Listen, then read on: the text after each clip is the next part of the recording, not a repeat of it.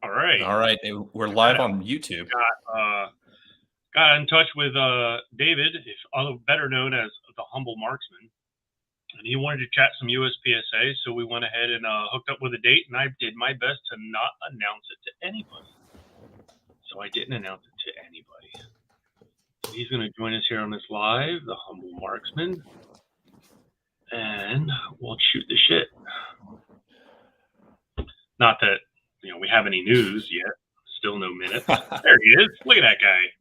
Hey, audio coming through okay? Yeah, I hear you just fine now. It's perfect. I'm going to finish my brownie. All right. Yeah, that makes for a really good podcast when the host eats right in the microphone. It's really something special. My viewers are used to me drinking alcohol and crunching ice. So, well, yeah, I hate to let them down. We both are COVID refugees now, so we're keeping our health up, not drinking. Yeah, drinking. Yeah, actually, and that was wild because I said I wasn't going to drink all of January, and here I am doing a podcast sober again. What a wild day. So for those of you who are watching on my channel on YouTube, Bill is also on Instagram. So we have two bits of technology going right now. Don't know if it's going to work, but we're going to give it the old college try and hopefully have a good discussion about the current state of things. Just from an administrative point, I guess if you watch chat on Instagram, Bill, I'll watch chat on YouTube. And as we need to respond to the peanut gallery, we can do so that way because we got two audiences going here. It's going to be awesome. We're going to get no relevant questions. It's going to be perfect. That's very true. It's the internet after all. So do you want me to kick off the conversation or we've been trading emails? Start it off. So I reached out to Bill because Bill is involved more in the kind of the entertainment side of USPSA Media, where I kind of do more of the sort of informative and a little bit entertaining media on YouTube. We use different platforms, so the content strategy is obviously a little bit different on either place. And it started a conversation between me and Bill about how the current state of USPSA media is pretty bad, but more importantly, like the stuff all the presidential candidates are wanting to talk about are basically like prerequisites to sort of making USPSA be the greatest and best thing that it could be. And to kind of, that's a pretty bold claim to support that point. Under the current bylaws, let me pull it up so I don't get it wrong here. I've got my little cheat sheet here. So right now, the purpose of USPSA in Article 3 is to promote amateur, national, and international athletic competition, and then to educate the public of the benefits of practical shooting.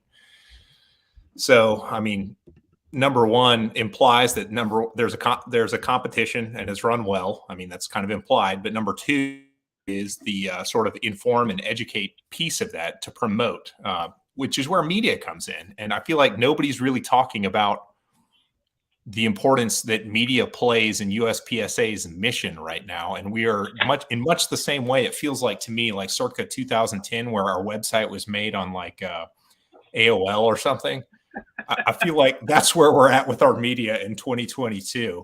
And it just seems to me like they don't really have an idea what it is they're doing, but I'll let you comment on that since you are the meme lord of USPSA. Well, it was cute. I mean, they went ahead and they did things like create the app, and then the app is most useful if you want to know what the current rule book is, or if you want to look up your classifier hit factor, which was already a different app, but now it's the official USPSA one. But yeah, so that Article 3 you were talking about on the bylaws with the education thing, that was never like so. Well, let's back up just a half a step, right? So they've voted on whether or not to bring the new bylaws into being bylaws. We haven't seen the minutes yet, so I don't know what that is. But it's changed in the new bylaws. Did you see that? Yeah. Because I tried to make the same case that media plays an integral role, and all I could find, it basically rolls up under, Article 3.2, Section 7, conduct other business and activities to accomplish the purposes of the organization as the board of directors may authorize from time to time, which reads like if at the will of the board, we get an Instagram account and a Facebook page is what it sounds like to me. Yeah. And they're going to keep doing that. It's wild because when they first the change came out, it was like there's no explanation. So I started asking. I was like, what the hell? This is a huge change. And I had some other industry people that had contacted me, and they were like, this completely changes what USPSA is about. What are they doing? I was like, well, I don't know. Let me ask them. And they said that it was because of the way that the articles of incorporation were written. They're supposed to match, and some lawyer finally figured out that they're supposed to match, or they should have matched all along, so they had to change them. Well, had to, but they decided that needed to be changed since they were making other bigger changes. So, yeah, I don't think it would be appropriate for the entire. I mean, I don't know. I don't think it's appropriate that the entire organization is just focused on making more money for its members to put on a specific event, or I don't know. I'm really not keen on the whole sponsoring, internet or shooters to go international and shoot at IPSC, but that's part of the bylaws now. They changed it to what they say. If they did change it, I should keep saying. Allegedly. Yeah. Set forth a system, train, develop, and qualify athletes to represent the U.S. And it's like, you can read that pretty quickly to say, hey, so part of what we're doing is sending people to IPSC Worlds match. That's part of what we do now. So part of your activity fees go towards that. It's like, man, I don't know about that. I don't know if that's something that I'm like specifically keen on. I'm glad that these guys want to go and, compete and see if they can beat world-class shooters, but I don't know if it needs to come out of the USPSA budget. Well, yeah, I don't know. I mean, I feel like we have to get our ducks in a row here at home before we can really worry about that, because I feel like the guys who are in a position to compete at that level are in a financial position where they can devote the resources to be able to do so without the organization footing the bill. I mean, the spin that they put out for it, I'm not aware of all of it, but I think they get like a $3,000 stipend.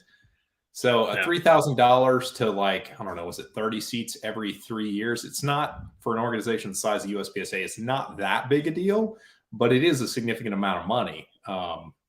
But to me, the whole thing is like all of the USPSA's media right now has been very like member facing, even though the bylaws say very specifically like promote, which is outward facing.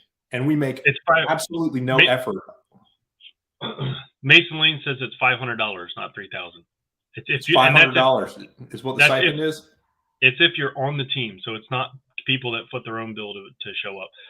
I think it still has to be, well, at least in the new bylaws, the way it's written, you have to qualify to go. Well, yeah, I mean, that's not the number one reason to have USPSA ultimately, but. I don't know. It feels like it's a missed opportunity, because right now, if you run down the list of all the problems everybody wants to talk about with USPSA, like more money fixes a lot of the stuff, can go towards fixing a lot of the stuff, I should say. And I'd be more inclined to see them help. Yes, I do think that making money as the org is important to bring that money in to do the stuff we need to do with it. I don't know if a USPSA team is, I don't know if that's my thing, right? Like, I'd rather see them taking that money and making, the national matches like as good as they can be. I mean, they're charging $300 a head, and I know that they get. That's the other thing, right? I actually have an idea of what it is that they can pull in specifically for a match funding. And why is it just not as, it seems like it'd be so much better just with the funding they get for the match alone. And I'm not sure where that's going, but I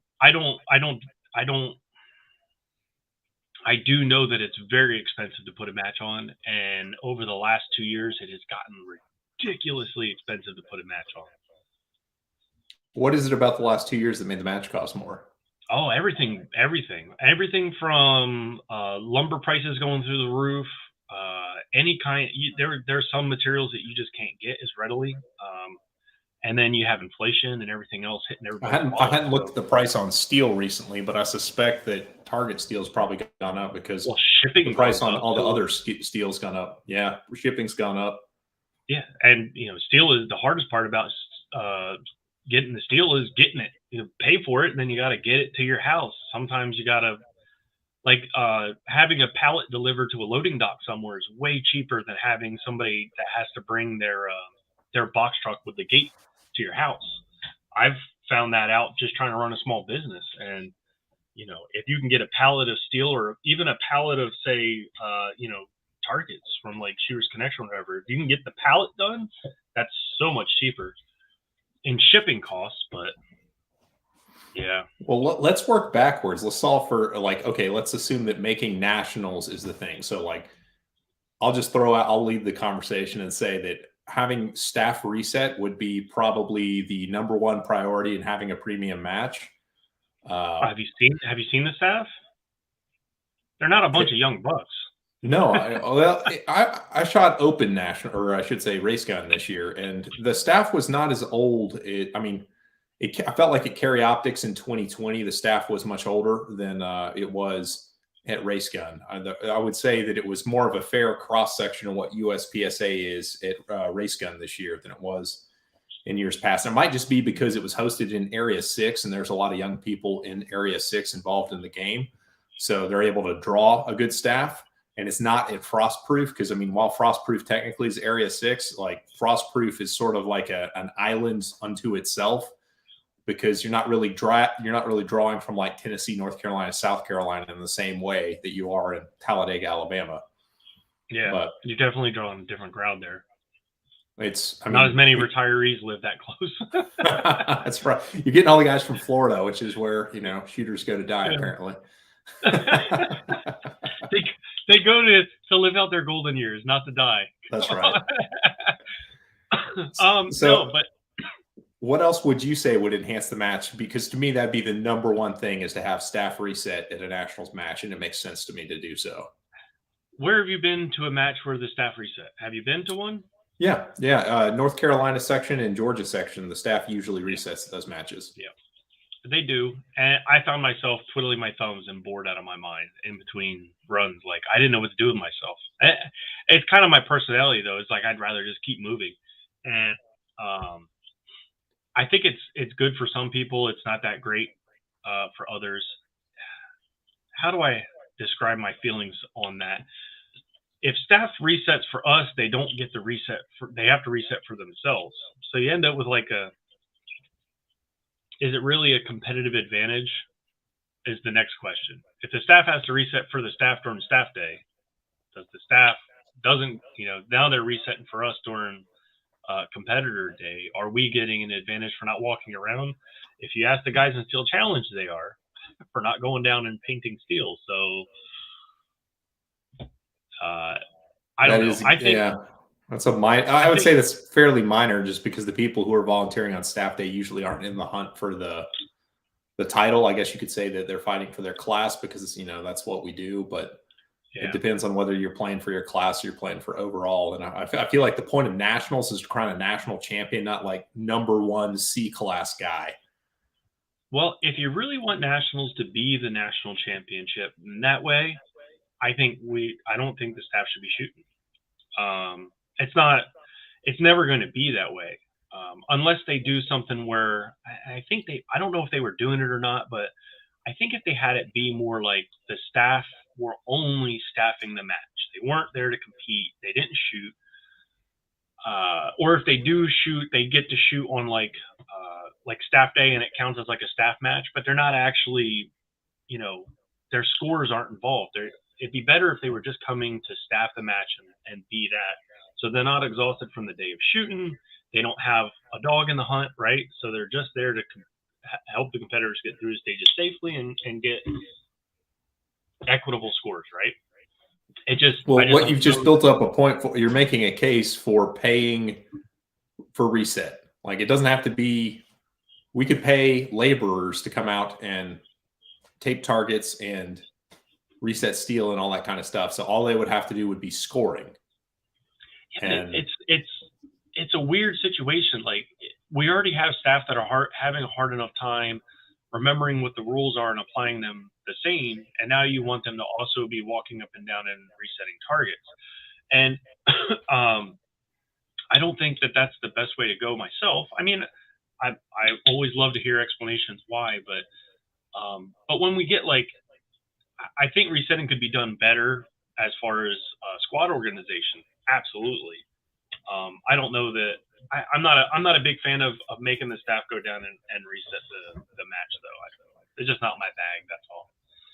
Well, the way it works in like Georgia and North Carolina, and it works pretty well, is they have the scoring people. You got your RO and your scoring RO who only officiate scoring, and then you have, you know, 2 people per stage, approximately, sometimes 3 if it's a big stage, who go out and actually reset the stage. So it's a different set of people who are handling the scoring. For those 2 ROs, it's no different than if the staff is, the squad is resetting, but it's just not the squad. I mean, traditionally though, those matches have smaller squad sizes, like 7 people, which is about the right size to support that format, because you know, you got one guy shooting, one guy getting ready to shoot, and you got one guy cleaning mags. So there's really only kind of 4 people not doing anything, and the reset is much faster traditionally. I mean, at Georgia State and I think North Carolina, you can shoot 10 or 11 stages in 4 or 5 hours, like no problem. Yeah, and I think that's what they did at North Carolina, right? They ran an AM and a PM complete match shoot, right? Yes. Yeah, and they did that with staff resetting, smaller squads. So you end up getting like 14 to 16 people through for the day, because you have an AM and a PM and the staff is resetting. But I mean, at the same time, the squad's hanging out on the bay for a half hour as opposed to a full hour is usually the difference. 45 minutes to an hour. Yeah. I think the average shooter time does drop when you have the staff reset, so you can technically process more shooters using that model, but the squad still remains smaller. Yeah. But the kind of the point that I'm thinking of though is, like, presuming that you had the money in the sport, you could pay people to set up the match, build the match, and you could pay people to reset targets or whatever. Then the officiating is kind of the gray area. I don't think we're going to get to a solution on that. But that's the thing I'm talking about. As far as officiating, if they were just officiating, think like I describe it like the softball league, right? You got the umpire that comes out, but he doesn't play the game that day. He's just there to officiate the game for you guys. You got the soccer guys have the same situation. There's a guy that he goes out and all he does is officiate the soccer game, or, you know, even the flaggers, they just officiate the game that day. So if we had a situation like that where the officiating people were just there to apply the rules, make your scores, then we would have a little bit of a better situation. But the officials have to be within the sport, so they understand the rules more. They understand why somebody might be doing what they're doing. You can't just have, you know, Billy Bob and Joe come over and get their RO certification and go officiate nationals. It's going to be a shit show. For sure. It would have to be like, in my mind, it would have to be some kind of like either an official nationals officiating team, or something like you go to a nationals that you're not participating in, but you get to go, like if I go and officiate open, I can go shoot production when that match happens, right? So maybe there can be a balance like that. I don't know. I think it would be better if the staff was just staffing and they weren't having to do everything else, including shooting, and whether or not they obviously have to be either like straight up paid or compensated in a way. That's why I'm, you know, thinking about the other way, where they could just go shoot the nationals they really want to play at. This one, they can just officiate. Yeah. Presuming we get that kind of figured out, kind of my thinking on it was that if we were able to get the media piece sorted out to where the product that we're producing, like effectively USPSA would almost become like a media production company to a lesser extent. I mean, obviously the game is there and it is the absolute prerequisite in order to being to produce any of the media, was being able to set up the matches in such a way. And I don't mean just setting up webcams and having some guy sit on and switch when people are shooting. Because that's what we got. They did get better with it though. They did, yeah. By the time they got to Race Gun, the streams were almost watchable. Like they had a crawl that said scores and everything. Next year, though, I'm going to bring my lavalier mic, and when we're recording on mine, I'm going to plug into their audio and provide color commentary. So look forward to that. I did get it on one of them, but because the sound disparity is so bad, like that, it was washing out what I was saying into the camera. You couldn't hear it, but it definitely happened at Race Gun this year. And then sometimes it would cut into a bay where they would cut away from a bay where there wasn't anything happening to another bay where there wasn't anything happening. I was like, damn. I was like, you guys, we need cutbacks. You got to cut back to something. Right, for sure. Yeah. I just don't think it's a sport that can really be streamed live. I mean, you can do that because you have all the apparatus there, but at the same time, like, it's not watchable. I think the next step would be having to produce content with it. And before people say that there's no money and there's no advertising in competitive shooting and all that kind of stuff, there is probably the most fundamental change that I could think of is we'd have to lose USPSA targets. We probably would need to adopt IPSC style targets as our target, which for a game mechanic standpoint, I think are better because it has a higher accuracy requirement than a USPSA target. Yeah, that's the biggest change I could see. You've just touched on like 4 topics that I feel pretty strongly about, you jerk. How can I concentrate on any one of these? I'm just going to hit you with a lot. And that way I'll get You're just going to throw it all at me and just watch me talk angrily about them.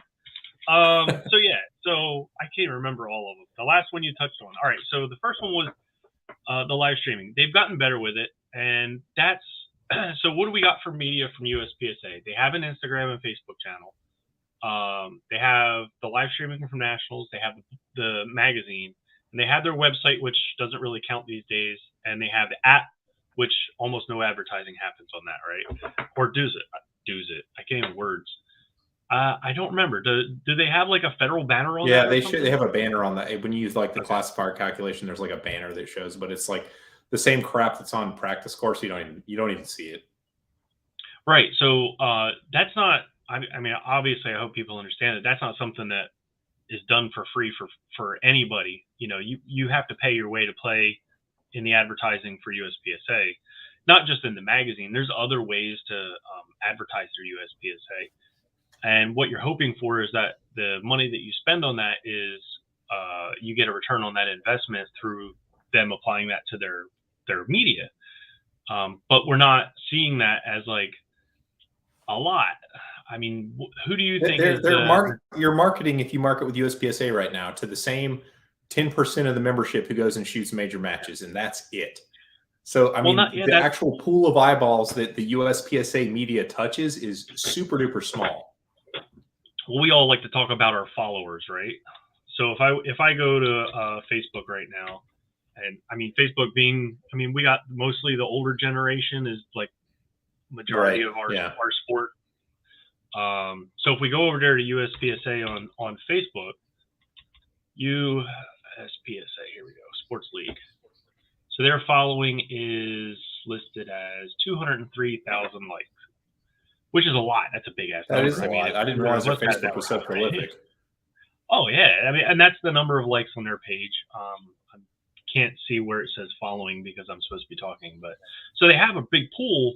But the way that they present that information just doesn't seem. I don't see it in my feed. Every once in a while, I'll see a post from a clip of like somebody shooting, especially when there's nationals going on, and they'll reshare somebody's video that tagged them. And what they do is there's a couple guys that manage that.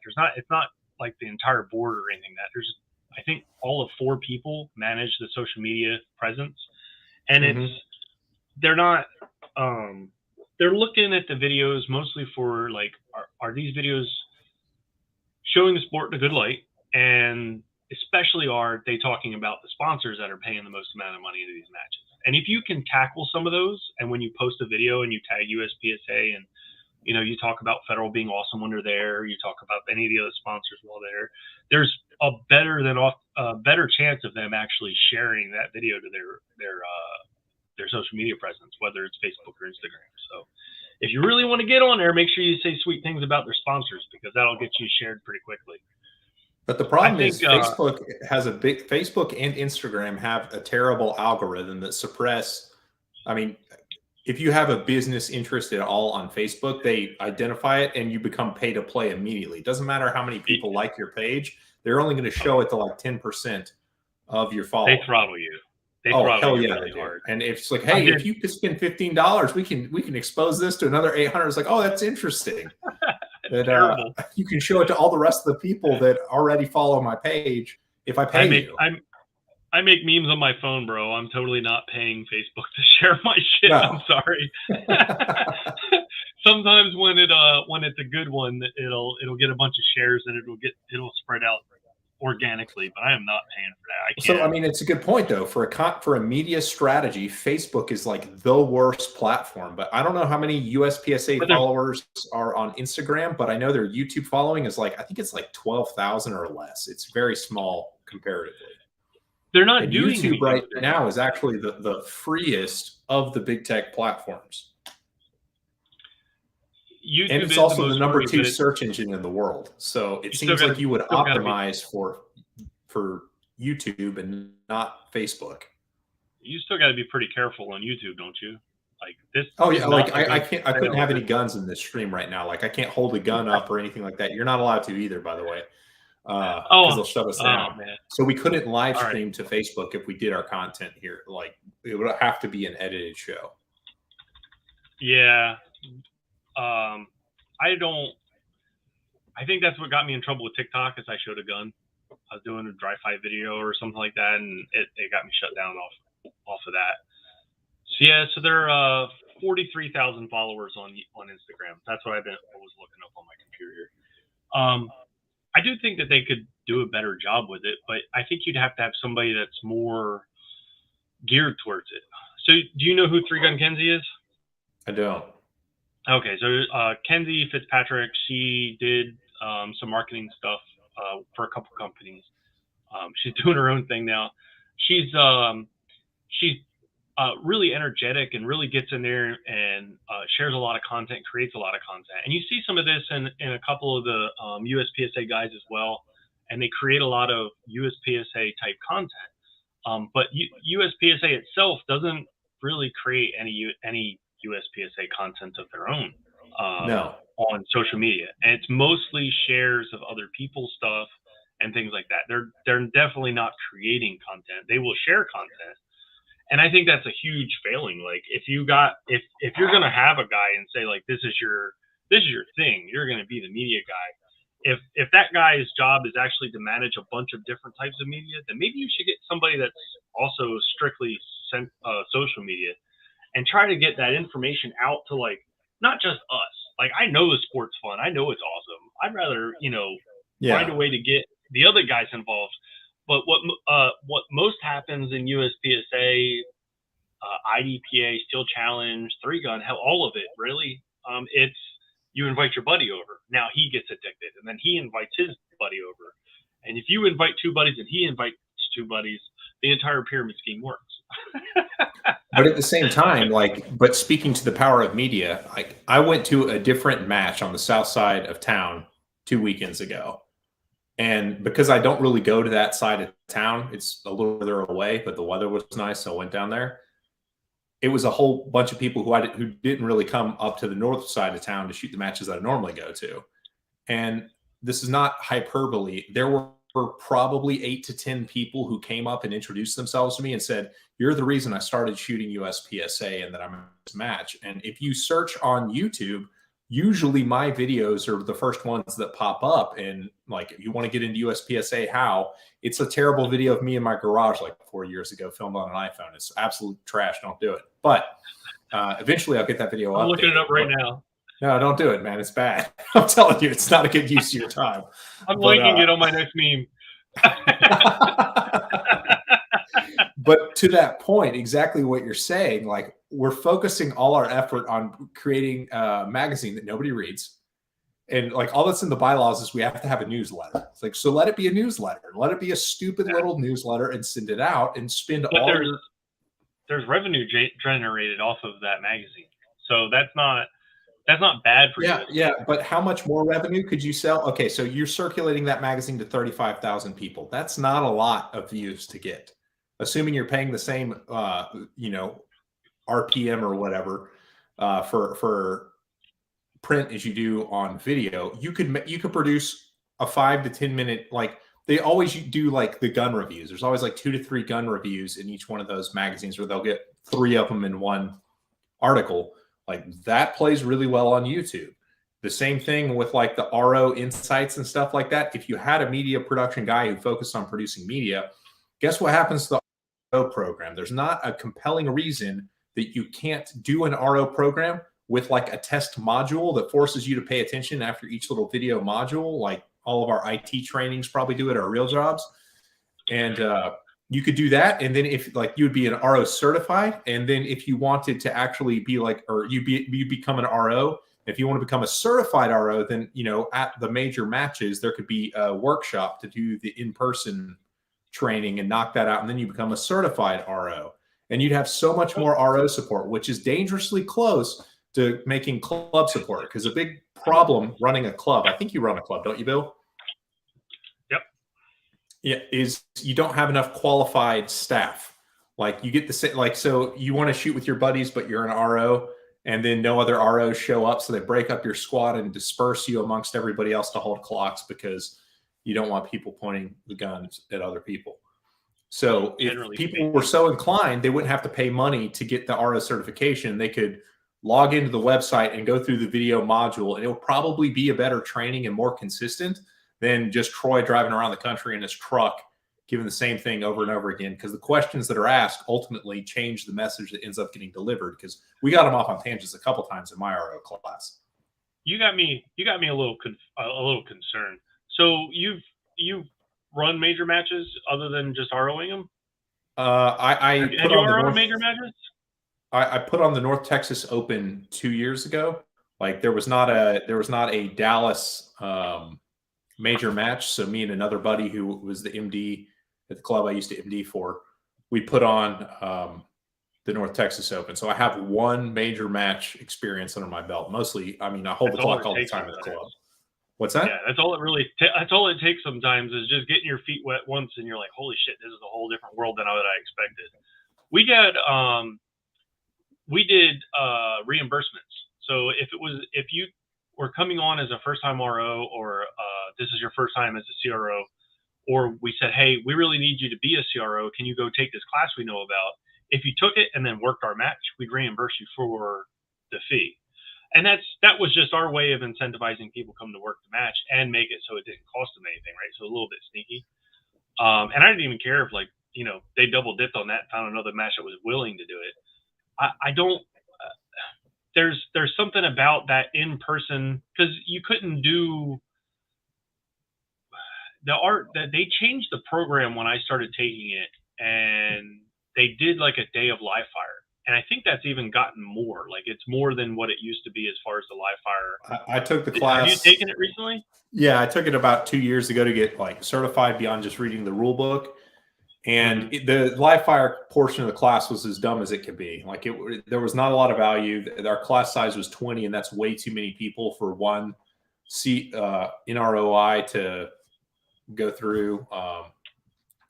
Whatever his title is, but you just don't get the attention.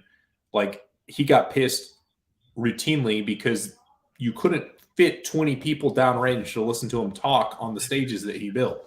So you get people standing back there, like waiting their turn to kind of come up there and do it. But effectively what it ended up being is like, there were 2 stages built, and then we had to run them all kinds of different ways. And like one stage was a standards type drill, but the written stage brief was written so poorly. And I was the first shooter on that stage, and it didn't say from within the fault line. So I just ran up and gatted the targets like point blank for fun. And then he's like, okay, what just happened? It's like, no, there's no penalties here because the written stage brief was garbage. Like that was the whole point. And that didn't really take 20 people standing around and running through it 15 times. No, it didn't. And it's not as good as getting like on the job training of just, okay, you gotta hold the clock under a seasoned RO who's gonna help you through it after you've done like the classroom piece. But the point I'm making is the classroom piece you 100% could do online, like 100%. For the RO class, I agree. The RO specific class, yeah, okay, sure. when you do the CRO class, the stages they set up are actually broken, and they want you to go downrange and actually show them what's wrong with the stages. And I thought they did a pretty good job with that, because there's been a lot of matches I've shown up to where it's like, okay, so that array is it's pretty sketchy. There's a shoot through over here, and I'm showing up because of what I'm doing for GoFastDontSuck. I'm showing up, a day before even the staff shoots, so I get to try to help them, fix some of these stages before anybody shoots them and saves them, any headaches down the road. But yeah, you as a CRO, you're also expected not just to run the scoring better than an RO and be in charge and coach the ROs, but also making sure your stage is legal.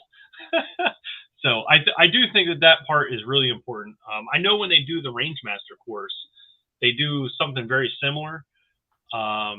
It's also, they have something, I think it's like 16 or 18 stages that are purposefully broken, and they want you to go through and tell them why they're broken, and then find a way to fix the stage as the Range Master. So it's also, they get more in depth than that for the CRO and the Range Master. Well, I'm not suggesting that you change that. I'm just making the point that you could have a lot more qualified people holding the clock at level 1 matches, which is the bread and butter and mainstay of USPSA as an organization. So like, all the clubs would probably be better. And if people are RO certified, there's a good chance they're going to become more invested and come help set up better. So I can't prove that having more ROs leads to easier setup, but I suspect that it does. I think it's correlated.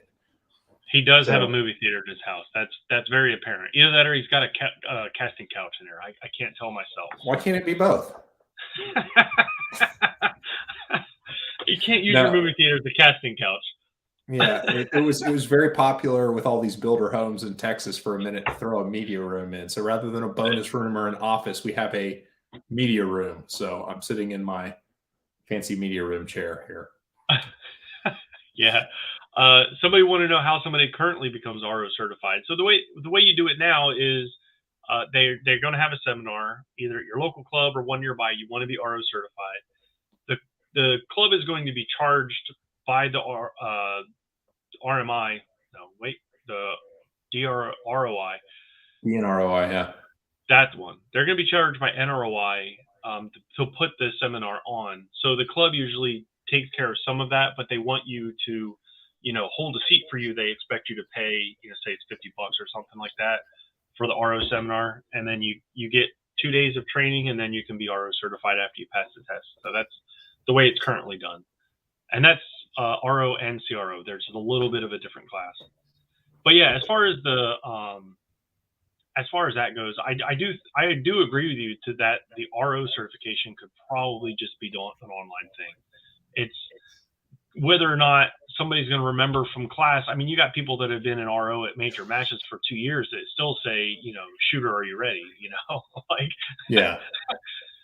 They'll get confused, and they'll use some range commands from USPSA and some from IDPA. It's like, Jesus. No, I'm not going to slide forward. Yeah, slide forward, pull the trigger, holster. Yeah. I get yelled at. I get fussed at when IDPA guy comes to the USPSA match and I flip and catch, and they're like, whoa. This is like, bro, we're allowed to do this. We're allowed to do an IDPA too. So. Yeah, but back to the media thing. I do think that it's. I've seen matches that pull media off better than, some of the USPSA stuff. They promote their match, they promote their sponsors a lot better than what I see USPSA doing, and the only platform they have is social media. But right. I see their stuff pop up. There was a time where USPSA, when anything happened, you'd see on all of the area pages, it would pop in the same day. It would be shared on each one of those pages in the same day. And eventually they figured out that people were just getting completely numb to that. And they stopped doing that, thankfully, because that was brutal. If you're a member of all 8 of the popular area pages, and one new, say Federal started doing Syntech, it was on every single one of the pages. Yeah, that was bad. The entire list would be nothing but USPSA sharing the stuff. So, yeah, I do think I think what they're doing now is what they know, and nobody is really challenging them. I think it could be so much better. I don't think they're going to do any kind of Well, like TV here's an series. easy one, I think. So if they get on board with changing the USPSA magazine and putting like 4 videos every 2 months, which is a reasonable. Why do you equate the magazine to YouTube videos? It doesn't equate. I think it It needs to be a does, different because we guy. have to. Here we go. Listen. So they have to do a newsletter. So let it be a newsletter. And the advertising that you're talking about is worth less than if they were to work the advertising into a video that sees 10, 20x the number of views that just circulating a magazine would.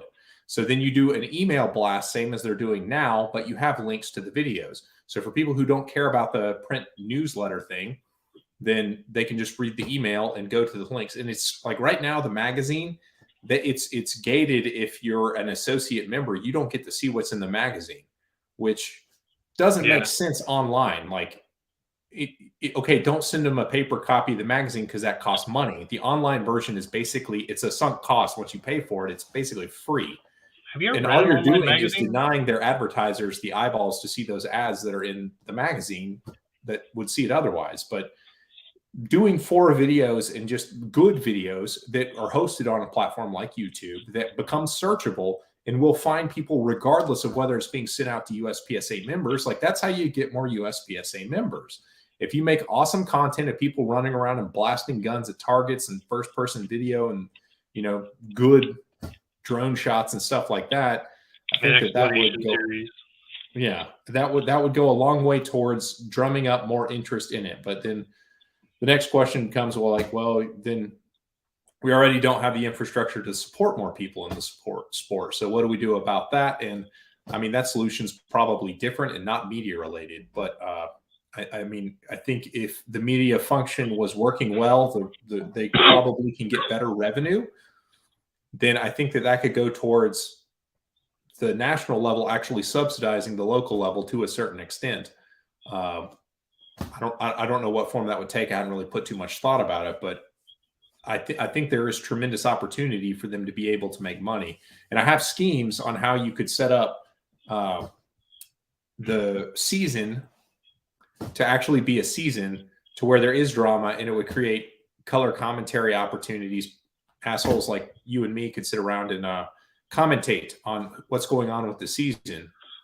And I think couple good media presence at the actual matches, call it the area matches and nationals, you could create a season and a leaderboard, and there would be natural drama there, just like the lead up to the big game, Super Bowl.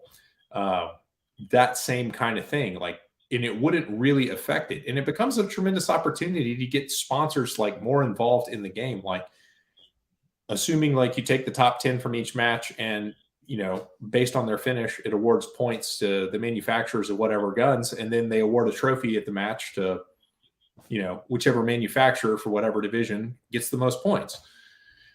And, I mean, there's all sorts of fun stuff like that could make the manufacturers of the guns, who basically they care but don't really care about USPSA, care more about it. Because if you give them, winner of the 2021 Race Gun Nationals, best race guns in existence, whatever, you give them that title, they can then put it in their own media. They would push it in the media that they're producing, because they probably have a functioning media arm, assuming that they are a for-profit business. And it would be cross-promotion to USPSA. And similarly, USPSA could be cross-promoting these people, making them more likely to put their money into USPSA to advertise, in my world anyway. Yeah, and that's what you're hoping for. You're hoping that when you advertise, whether it be, say for the magazine that you want to get rid of, or, a match sponsorship, you're hoping you get some return on that. You're hoping people come and spend money with you because they saw your name there. Manufacturers of big items like guns, those guys are hoping that you'll invest in buying a firearm from them versus a competitor. But if you can get your guns to win, then that's one of the main ways you can get people to recognize you. But our sport, unfortunately, is just really small compared to the market. If you go look at the Boogaloo Crew, I mean, you're talking about a lot more firearms being bought and used in those type of situations than as competition, because competition is not comfortable for everybody. Not everybody wants to win. It's the weirdest thing to people like you and me, right? Like, I want to win. I want to find something that I like and get good enough to where I could beat all of my friends at it and laugh at them, you know. But there's a whole nother type of person out there that they're afraid of competition, but they like to shoot. And what I would like to find out is, because there's a lot of people out there that are one right now because they don't know about the competition. I grew up shooting guns. You know, I'm an 80s baby, so I grew up in the 90s shooting guns, but I never knew competition shooting was a thing. I thought competition shooting was standing there one-handed, you know, with your hand behind your back shooting at a bullseye target. I didn't know you were allowed. There was like a whole sport that is geared around running around and shooting guns and reloading on the move and stuff.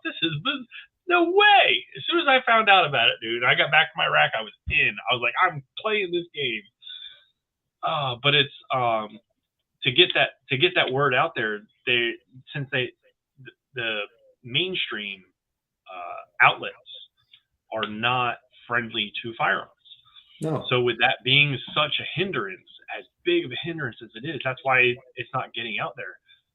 Well, it is, but it isn't. I mean, I use YouTube because that's my platform. Yeah. There is a YouTube channel called Stadium Super Trucks, and it is a really outrageous adventure race, kind of like rally racing and kind of like streetcar racing. They put like jumps, so they're like ramps down the straightaway. So these cars are getting like airborne. It's really amusing to watch with your young children. But these guys, I mean, they have a subscribership of like 300,000, but their videos are finding audiences, you know, significantly higher than their subscription base. So they've been able to kind of penetrate the very small niche of, I mean, nobody you know or I know has ever been to a Stadium Super Trucks race, but, you know, 500,000 people are watching each race, which those types of numbers are approaching cable news type numbers if you can get that kind of stuff. So, and not only that, but, you know, I talk about them not being on mainstream, but mainstream is kind of dying too. I mean, I got rid of, you know, cable at my house, and we just got the Roku, right? Like, everybody's going to be really selective of the channels they're watching, especially if you have to pay for the old channel that you used to have. But yeah, I noticed that the wife, all she ever did really was watch YouTube videos. And I was like, why am I paying for all these cable channels and the hard drive, you know, cable box if you're never actually using it? And so we tried out the Roku for a week, and she was like, I haven't even turned the cable box on. I was like, that's it, it's gone. Saved me $150 a month, dude. It was crazy. But as far as like people, and that's what they gravitate towards is either like something like Twitch or YouTube, Facebook Watch, and, you know, even Instagram has a version of just watching videos constantly. You can burn an entire half a day away just sitting there watching these stupid videos. Watching reels, yeah. Oh yeah, or reels, or the longer ones. You could just sit there and burn. I've done it. When I actually got sick, that was it. I was playing chess or doing that, and I'm not very good at chess, so I was doing the other thing a lot more often. But I think if the USPSA had somebody that their job was to create content for USPSA, it would pay off. Like you're saying, it would pay off because we would be able to introduce more people to the sport because there's new content being created. It's not just sharing somebody else's stuff. You'd have, you know, a bigger following of people that are actually watching your stuff, and you can end up pulling in better sponsorships for that. But I get kind of twisted sometimes because I know what they charge for, you know, a sponsorship for nationals, and I'm like, there's no way we're using any money from USPSA for this nationals. I just don't understand. It's like $15,000 to be the title sponsor, isn't it? It's like really big. It's a pretty good chunk of money. So I don't want to assume too much, right? Like, I don't want to be like, I don't want to look at their books. I just don't care that much. But I know we pulled in like $80,000 for doing an area 8 match, and I think I spent every last dollar of that except for like, you know, $2,000 maybe, and that went to pay for junior camp or something like that. I didn't care. It was the area 8's responsibility after that. But it's like, they're pulling in that money, and I don't want to be petty, but I assume that money's going into the match and not into funding USPSA. I imagine USPSA is being funded by the activity fees and the other stuff. I just don't know why they wouldn't be able to do some of the things that were. So in my mind, the media piece of it becomes almost like a force multiplier, because you're already doing the spend on the match. Whatever you end up spending on the media, it's already going to happen. And it's almost like it's evergreen, because if you start producing like the talking head national summary, and like end of the day, you get like Rob Latham and somebody else to provide color commentary on what went on that day, and you've got all the video of the people who are actually in contention. You can make the scoring model less obtrusive, so where like somebody's kind of holding your hand through why it's important. On this stage, JJ did this. It got him a 7-match point lead over, whoever, Christian. And then Christian on the next stage comes through, and JJ had a malfunction. And now, the shoe's on the other foot and Christian's leading. So, stuff like that. Like they could. You're talking about creating a story. Yeah. But you could do it. I mean, you absolutely could do it. And you could do it relatively quickly. You do have to hold everybody's hands through each one of those decisions. Our scoring structure is fair, but it's also really hard to follow. Like it's amazing once you understand how it works. Like, I shot a classifier 2 weeks ago, and I shot a 12.797 hit factor in open. I don't remember. I think it was can't remember which one it was. But I mean, it wasn't a blazing fast run. It was just a classifier. It was easy to put that up there. And I shot it. It was like was it one of the newer ones? I think it was Fluffy's Revenge, might have been what it was, or it was one of the ones where it's 3 partial targets and 2 full-size poppers in between them. I can't remember which one that is, but that doesn't sound like one of the new. It's not. It was an 06 series. It was an 06 series classifier, but that was a low A class classifier. It was like a 79%, just barely. And I looked it up, and I only dropped 1 point as far as points were concerned. And I looked it up, and a 3.04 raw time, high hit factors, all the points in 2.56 seconds. Yep. So it was like 0.4 of a second different, and it makes a 21, 22% difference in the score. So when you understand how hit factor scoring works, it's a beautiful, beautiful thing, because to the naked eye, those 2 runs are basically the same. But when you actually math it out, it's like, no, they're very different. Like, that guy's 20% off the top guy. So, but that's what makes our sport so hard to follow, though. Like, absolutely. I mean, I walk up to a stage, I'll shoot it, and I'll have an idea that I did okay. And then if I see the results that said I won the stage, I'm like, how the hell did that happen? Like, I'm gonna have to get down to the details just like you did, and spend 5 minutes trying to figure out why that happened that way. But you have the opportunity, if you control the message, then you have the opportunity to make it less. I mean, a lot of people who shoot now still don't understand the damn score. Like, people shooting it for like a year, they're still like, I still don't understand. So you have the opportunity if you're doing the media and people are watching it. Yeah, it's hard to do. I mean, I used to play paintball. I was like, why is this sport is so fun? Why is this never on TV? And I saw it on TV one time, and and I was like, wow, that's terrible. I can't understand anything that's happening at that match. It's really exciting to be at and see, but like, it's just it's kind of boring because you just don't understand it. But terrible to watch. Yeah. No. And I think that's part of our problem with our sport is like, how do you produce a stage to make it viewable without having to go to post-production, right?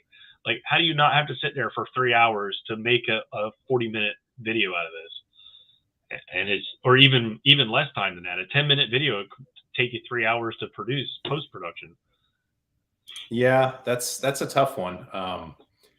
I've been thinking about it, and just having runners, like, you would have to have a producer on staff at the match who is keeping tabs on the score and the order that they shot them, like specifically the super squad. Let's just assume that you're only focused in on the super squad, and maybe there's 2 squads, or you expand the umbrella to the actual people who are likely to win all the stages, because it's very rare that somebody outside the top 20 wins a stage at nationals. Like, usually it's all of the people. You can probably point to the people who are going to win all the stages. Yeah, and you really got to track that, because you can have just one of them does really well on a stage, but somebody else does something else on that stage, and it messes up the hit factor for the entire squad. And now everything you said in the video 10 minutes ago is irrelevant, and you need to go back and look at it to know. Yeah, at the same time, like, you can keep it at a squad level, because as far as they know, everybody who's shooting on that squad is winning the stage. As far as they know, is what you're assuming. I mean, and it's most likely going to be true. You do occasionally have somebody come through that'll burn a stage out, even at at area matches. I know it happens at nationals. So yeah, I mean, there was a stage at 2020 Carry Optics Nationals, a B class guy. I was number 2. It was one of the classifier stages, and I was number 2, and I was like 96% of this B class guy who like beat me by like 0.2 of a second, and we both shot perfect points. And but that was even still, like, thinking about it though, just going through what the competitors are thinking and feeling, like using JJ and Christian, they know what each other are doing, and KC's in the mix as well. They know how each other are shooting. And if you know what the shooting order is on every stage and where they are relative to each other, like, you can do the whole, like, well, JJ knows that Christian just did this, so the pressure on JJ's got to be really strong right now. For JJ, for JJ to win, he's going to have to lay down this much time, because Christian shot 96% of the points. So he's not going to get him on points. He's going to have to do it on time. Because JJ knows. These guys know when they walk up to the last 3 stages of a match, whether or not they have any pressure on them. They know if there's a chance in hell that these guys are going to beat them unless they like shit the bed on the next 3 stages. So they know that they can just, kind of coast through, but nobody's really paying attention to that as much as nobody is currently, because there was no video, right? Like, finishing my thought was, they know, and they're applying that for themselves. But as far as an outsider looking in, unless you're keeping up to date with the practice score results every minute, you're not going to know either. And watching the live videos is entertaining to see how some of these guys are moving around the stage and kind of get an idea how top competitors actually flow through a stage. But it doesn't give you any backstory about what's actually going on. There's no information there. And sometimes you don't even know who the shooter is. I got a comment that popped up. TFC says, I used to do color commentary for CBS, and we always did the commentary while watching the tape of the event, adding interesting backstory that had been put together long ago. You could do the same with USPSA. And I mean, that's effectively what we're kind of talking about, because if you know how the season's been shaping up, because you have some sort of season apparatus in place where, say that your best percentage finish at an area match, your best percentage finish from a section match, so it's like a point system, and then national championships would be like weighted similar to like hit factor. So if you've got say it's a 2,000 point nationals match, but it's like 1,000 point section match or whatever, percentages times points or whatever, you could come up with like a leaderboard type system. Now, it's not perfect and needs a lot more thought put into it, but you could create that drama. You'd have a good idea of who's leading coming into the match, because it's very few sports where the national champion is decided at one event, because you could be a national champion in USPSA for shooting one match a year. And that's kind of crazy. Yeah. It seems like you would need to be participating at a much higher level going on. I think I've thought about that too. Like, doing some kind of cup series, right? Like the Bill Duda Cup series or whatever. And just kind of tracking this, but we don't have, other than somebody like JJ, Christian, KC, some other guys that go to almost all the area matches, you really would need these guys to commit to going to these matches, right? You'd have to have... Almost like you paid them a stipend for their finish at last year's nationals, like a purse. Oh, man. Where does that money come from? USPSA? It's where it would have to come from. From their media sales at USPSA? I think that... if they generated a big enough profile, and it would snowball, because all of last year's media continues to contribute money. So there's the way this racket works on YouTube is there's ad revenue, which is evergreen. And if somebody clicks on a video 5 years old, they're still served new ads. So the content creator gets paid. There's the contract media, like for 6 Hour to put their name on an event, then 6 Hour cut strokes a check to USPSA. So I think the goal would be to get all of the sponsors for the match to cover the match production as well as the media production. And then USPSA could use the actual network effects of the media being shared downstream and kind of becoming evergreen to generate future revenues. And increasingly, it would be more and more like, it wouldn't be an overnight thing. Like, here you go, here's a bunch of money. But eventually, I mean, if somebody takes a shine to it, what happens is they jump on a channel and they watch like all the videos. Like, how many times have you gotten a new follower on Instagram and your feed is blown up because they've liked like 22 of your posts in a row? Yeah. It's the same way on YouTube, because like when I get a new subscriber, there'll be like 7 comments on different videos. And sometimes they don't comment on every video, but they'll say, oh, man, I've watched like 20 of your videos now since I found your channel. This is great. And I think it's a similar effect. So, I mean, you could, I don't know the business case for it, but I suspect that one could be made to do it. Yeah. Well, I want to roll back just a second. Like, while we're talking about all this, how long have you been shooting USPSA? 2016. 2016. So what was that? 6 years. So we'll call it coming up on 6 years. 6 years. Yeah. So I started shooting in 2010. When I first started shooting, everything was paper scoring. Easy Win Score was the scoring platform. You've probably never even seen that program. So I started paying attention to USPSA in about 2014, and I heard of Easy Win. Like, I remember the transition from Easy Win Score to Practice Score. Like, when Practice Score was in its beta, they were trying to get us to use it at the IDPA match that I was MDing. Well, there was even more. So I'll go. The history that I experienced was first it was paper scoring. That's all they had. Even the section match, it was all paper scoring. And then we got what were they called? They were not Blackberries. Anyway, it was an old touchscreen type technology.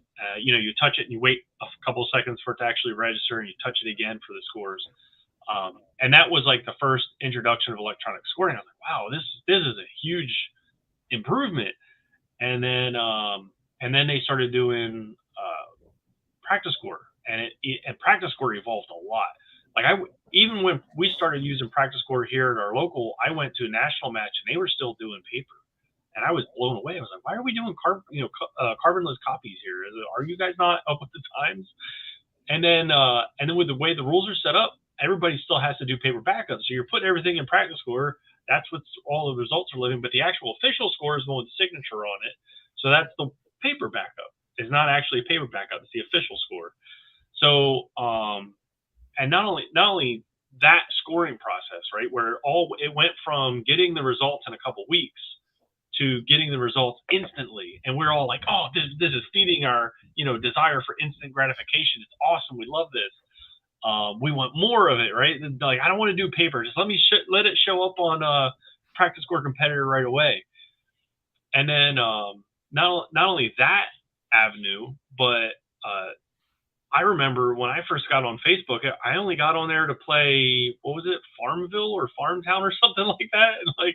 And then it strike me as a Farmville boomer. Yeah, yeah, totally. But and then that all evolved quickly into becoming, not just a place for social stuff, but you could also do business stuff on that.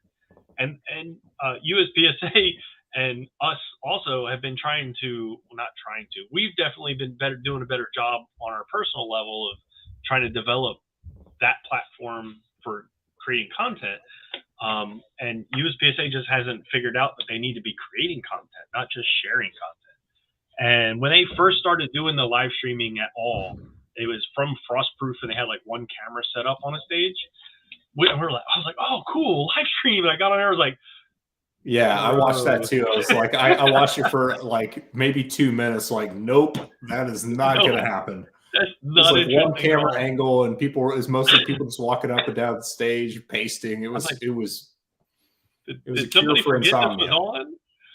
So yeah, I think they're adapting. I do think that they should bring somebody on to do creating content. I think the people they have now that are doing what they're doing are doing a decent job at it. I don't think that they're just as prepared for creating content as they could be. Well, I think they're following marching orders. Like, I think that they're like, we need to have these these pages, and we need more engagement. So that's what they do, is they focus on it, but they don't have a content strategy because nobody nobody who's in the org really has a prolific footprint. Like none of them have like a media background, like as far as especially social media. So Jake Martin's, I don't think he does. I think he's wearing hats he probably shouldn't be to be doing the job he's supposed to be doing. And so he's wearing a bunch of hats that really probably don't belong to him, whether it's him wanting them or other people putting them to him. But I think if he concentrated more on that, he would see that creating content, like when they started creating some memes using like old movies and stuff clips, and it was hilarious. We were just laughing at them. Yeah, I remember that. On what they did, but it was actually creating content. And Jake Martin's, he walks around with a really nice camera and stuff. I know he's capable of, of snapping some pictures and video clips and turning them into content. But he's also wearing so many hats. His job is actually supposed to be like putting the event on, not so much, and promoting that event, not so much actually creating content. So I really think that they're missing a person. So yeah, I don't disagree. Hey, so another thing you mentioned, the tactical crowd, like multi-gun is more entertaining arguably than pistol shooting, because there's a rifle involved, and those are really cool. It has tremendously more opportunities for sponsorship because there's so much more stuff that goes on a rifle than goes on a pistol. So multi-gun could be a thing. And I mean, if they leveraged their ability to be at SHOT Show with all these influencers who are going there and like hosted a match to get content creators to come, like if they had the crews there to produce media and let the content creators, like, we will send you the video files, just chop us up a video and put it on your platform, they could get that. I mean, they could get the exposure that would be like advertising effectively for them. But I mean, at the same time, dudes like Colian Noir or Demo Ranch, I mean, both Colian's here in Dallas and Matt with Demo Ranch is down in San Antonio. So you could put together Lunkers TV, the guy who came up with the Guggen brand of stuff, like he's up in Denton, just north of Dallas. So there's a pretty prolific media footprint in Texas of people that have multi-million people on platforms that show guns anyway, that you could leverage to get eyeballs on the USPSA content if you were smart about it. Yeah. I just I forgot what I was going to say. Another one, here's one that'll trip you out, is all these esports, all these dudes playing like CSGO and stuff like that. Approach the best players in the world, find like a concentration where there's a city where there's a lot of them, and set up a PCC only match and get those guys to come out and do like an entertainment type thing where you could produce the content of them like slaying in CSGO and then have them play, a PCC stage at a USPSA match where they're shit talking each other, and you could have specifically choose like a 12-year-old girl or, the fattest accountant you can find who happens to also be an M, and have them absolutely smoke these guys. Just like, yeah, that would be really amusing, I feel like. And I mean, it would be entertaining. Yeah. Like, and that's the name of the game, is entertainment, man. She comes over and pats him on the head. Good job, guys. Nice try. You were nearly 80% of me on that run. That was your best one all day. Like, awesome. You did such a good job. Like the Williams sisters, for instance. Like you could get the Williams sisters and just crush, dude, these e-gamer guys. Like it would be, it could be an ongoing series of like esports people versus the Williams sisters. Like it would just be it would be amazing just to have the Williams sisters show up to like, as unknown, showing up to some local match in like bumfuck anywhere, right? And just be like, show up incognito. And like push the whole match of shit in, right? Like, shit on everybody. Who was that person? I mean, that could be a series of content. Like they could produce a web show based around that. Like it would be amusing. Yeah. Yeah, that would be exceptional. But I mean, so I'm running out of time on my side because I got to go help put the kids to bed too much longer. But it sounds like we agree that the media could be done better and leveraged to a much higher effect within the organization, both for the membership and without the membership, like to the greater public. I think if they were creating content, it would help out a lot. It'd help out, bringing new people in, especially if they had, an official source that they would get their information from.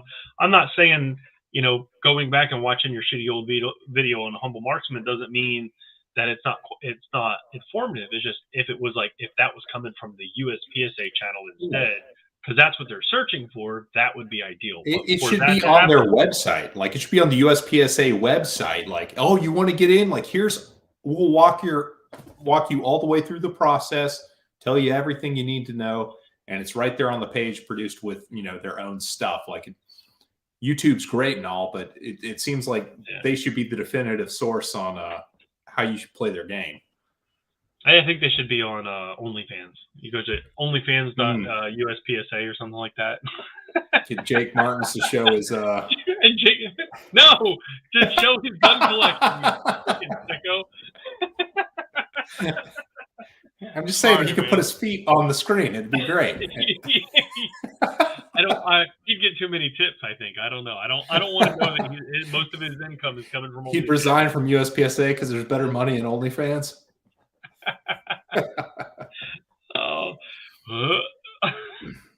All right, man. So, real quick before we sign off, what would you like to see with respect to the media piece? What would you like to see one of these next presidential candidates who's trying to fill the spot? What would be the number one thing they could say to you that gave you hope that they knew what they were doing and it was going to be better than what we got? Because in my opinion, right now, all the guys who are throwing their hat in the ring haven't really lined a vision for what USPSA could be beyond. We can make it like it was 5 years ago, or make it not like it is right now. Yeah. I think so that was a lot of question. Now I know why it's so hard for people to answer my questions. I think what I'd like to see them do is be ready to interact with us, with the people that are playing the sport, right? And we do have some candidates that are at least getting on, say podcasts or coming on lives and talking with people, listening to what they have to say, and not being afraid of that interaction. And maybe blowback that might come out of it from something stupid you said, right? Like, and maybe that's how you feel, and people now see that and they don't like you as much about it, but at least, the reality is out there. And I think that's like, and that's why I keep having these guys on. I'm like, nobody knows who you are. Why don't you come on and just chat with me and let people know who you are? Because we didn't know who Mike was unless you went and talked to him in person at a match. You didn't know who any of the candidates were.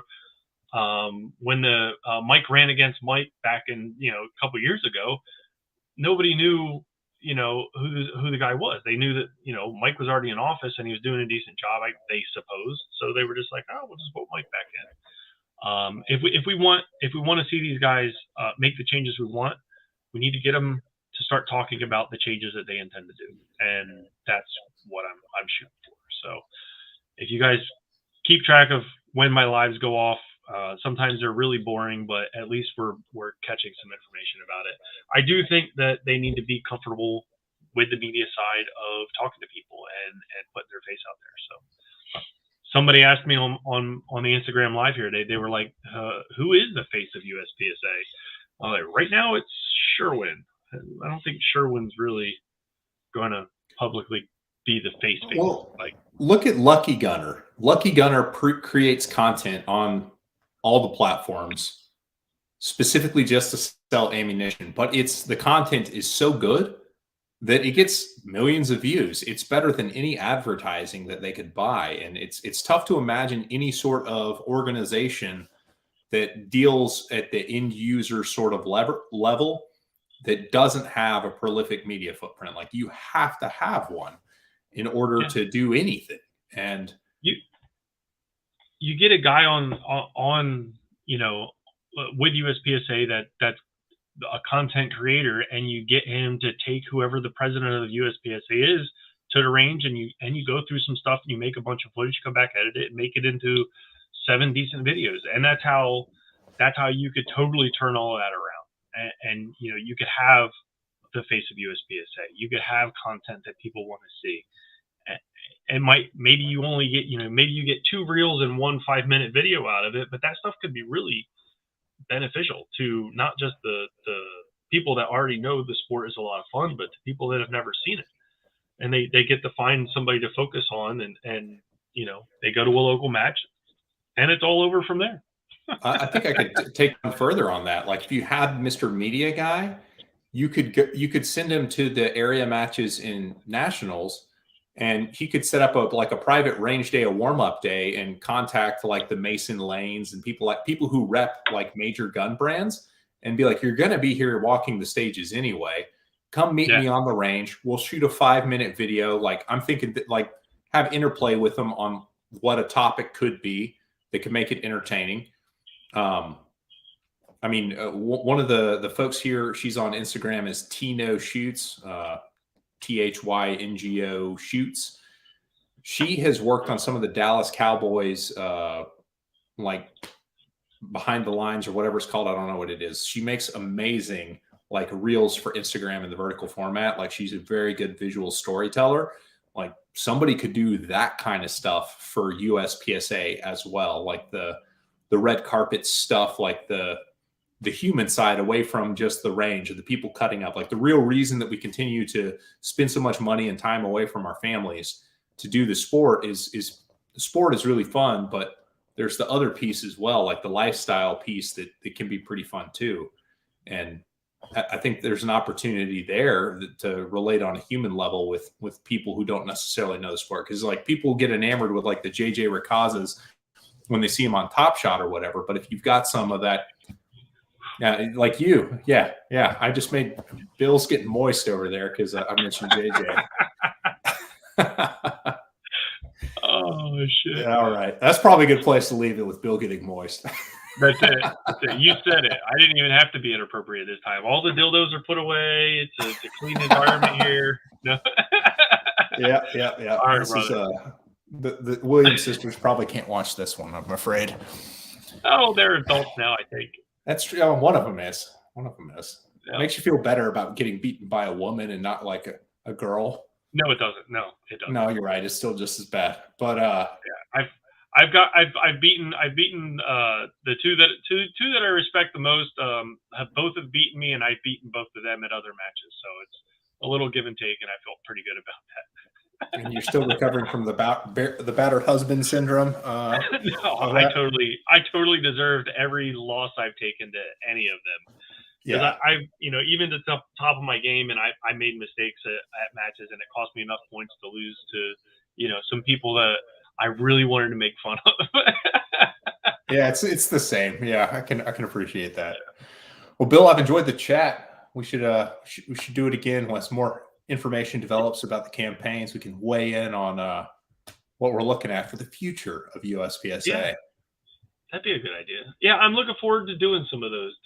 We'll get those guys on here, and we'll all get chatting about it. And, hey, man, I appreciate it. Thanks for putting up with my ADD and need to fidget with everything. But good chat, man. And I'll talk at you again. We'll do some more of this later on. Sounds good, buddy. Have a good evening. All right, buddy. Take it easy.